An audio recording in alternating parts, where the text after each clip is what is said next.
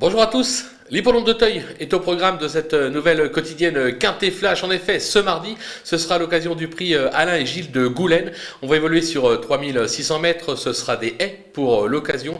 Et sans plus attendre nos bases avec le numéro 7, Martin Spirit, ces deux sorties de l'été à Clairefontaine attestent sa forme. Il s'est déjà illustré sur le parcours et à ce niveau, c'est un favori logique et solide avant-coup. Le numéro 4, Six One, qui a montré des moyens en province depuis ses débuts. Ces deux sorties estivales vont lui être bénéfiques. Je pense qu'il est capable de venir titiller notre favori. Attention avec le numéro 2, Anelo Ralas, 4 sur 6 sur les balais d'Auteuil, mais 75% de réussite sur le parcours. Sa rentrée à Clairefontaine va l'avantager évidemment. De plus, son entourage est très confiant. Il a visé cette épreuve. On va le suivre en grande confiance, bien évidemment. Du côté des opposants, on va racheter le numéro 3, Redness, qui a surtout fait ses preuves sur le steeple d'Auteuil. Elle a fortement déçu le dernier coup sur ce parcours. Toutefois, si David Cotin insiste, je pense que c'est qu'il a une petite idée derrière la tête. On va lui faire confiance vu la forme de l'entraîneur cette année. Le 5, Stern Idol, ou Stern Idol comme vous voulez, qui n'a pas été ridicule le dernier coup sur ce parcours. Il a repris de la fraîcheur depuis, ce qui sera probablement un atout.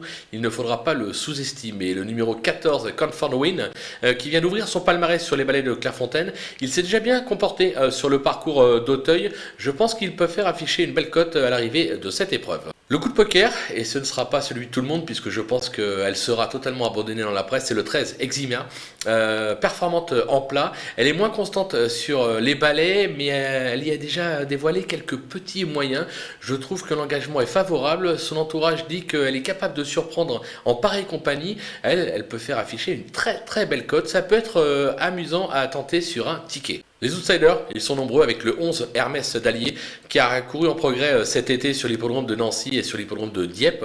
Il va découvrir Auteuil, mais sa forme est sûre. Une place est tout à fait envisageable. Le numéro 9 Furimix qui réalise une superbe année avec 2 victoires et 3 accessites en 6 tentatives, mais essentiellement à réclamer. Alors bon, il est barré pour la gagne, il monte de catégorie, mais attention, l'entraînement est adroit et il peut causer une belle surprise. Le numéro 8, Becca Thunder, qui est plutôt constant dans ses résultats et qui s'est déjà bien comporté sur le parcours, lui aussi me semble totalement barré pour la gagne. Maintenant pour une 4-5e place, pourquoi pas. Le 15, Desgra Bado, alors à qui les moyens ne manquent pas bien évidemment, mais il n'est pas trop en réussite sur l'hippodrome d'Auteuil. Je pense que c'est 2 échecs en 2 tentatives si ma mémoire est bonne. Maintenant il est plutôt bien engagé au poids. Pour une 5e place on ne peut pas l'interdire. L'As Happy Rock, qui s'est déjà placé sur ce parcours, c'était en mars dernier, mais qui n'a pas véritablement confirmé depuis.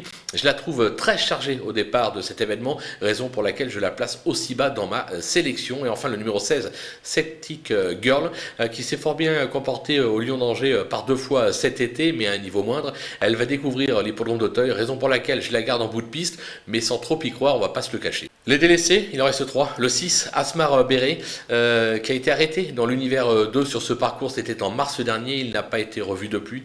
Il va avoir besoin de reprendre ses marques, je n'y crois pas. Le 10, Birthday Tick, qui excepté un peu succès dans un petit lot à Dieppe, n'a cessé de décevoir dans la discipline. Il ne me semble pas taillé pour réussir sur ce parcours, raison pour laquelle je l'élimine. Et enfin le numéro 12, Bardarin, cheval utile en plat, mais qui n'a jamais véritablement convaincu sur les obstacles. Il se retrouve plutôt bien placé au poids, mais encore trop chargé. Même son entourage dit qu'en 2e épreuve ça aurait été mieux. Ils ne sont pas très confiants, raison pour laquelle là encore je l'élimine. Voilà, on a fait le tour de cet événement à Auteuil. On va se quitter avec ma sélection et mes conseils de jeu. À vous de jouer.